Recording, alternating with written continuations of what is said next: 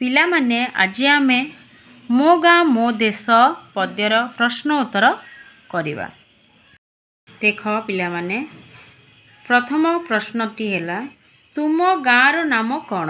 ଏଠି ଲେଖିବ, ଡେସ୍କ ଦେଇଦେଇଛି ମୋ ଗାଁର ନାମ, ନିଜ ଗାଁର ନାମ ଲେଖିବ ଏଠି।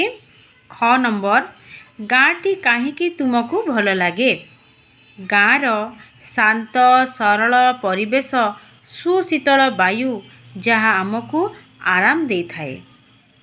ଗାଁର ସବୁଜିମା, ଗାଁର ଗହଳ ଚହଳ ବହୁତ ସୁଖପ୍ରଦ ଦେଇଥିବାରୁ ଗାଁ ଆମକୁ ବହୁତ ଭଲ ଲାଗେ। ଏବେ ଦେଖିବା ଆମେ ଗ ନମ୍ବର କ୍ୱେଶ୍ଚିନ୍।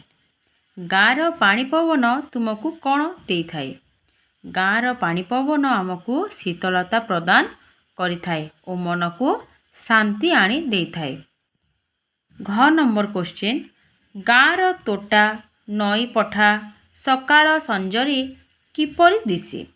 ଗାଁର ତୋଟା, ନଈ ପଠା ସକାଳେ ସଞ୍ଜରେ ସୁନେଲି କିରଣ ପଡ଼ି ବେଶ ଆକର୍ଷଣୀୟ ଦିଶେ। ଅ ନମ୍ବର କ୍ୱେଶ୍ଚିନ୍, ରାତିର ଆକାଶ କିପରି ସୁନ୍ଦର ଦିଶେ? ରାତିର ଆକାଶ ଯେପରି କୋଟି କୋଟି ତାରା ହୀରାର ହାର ପିନ୍ଧି ବେଶ ଚମତ୍କାର ଲାଗୁଛନ୍ତି। ଚ ନମ୍ବର କ୍ୱେଶ୍ଚିନ୍, ଗାଁର ଭଲମନ୍ଦ ବିଚାର କିପରି ହୁଏ? ଗାଁର ଭଲମନ୍ଦ ବିଚାର ସଭା ସମିତି କରାଯାଇ ନ୍ୟାୟ ବିଚାର କରାଯାଇଥାଏ।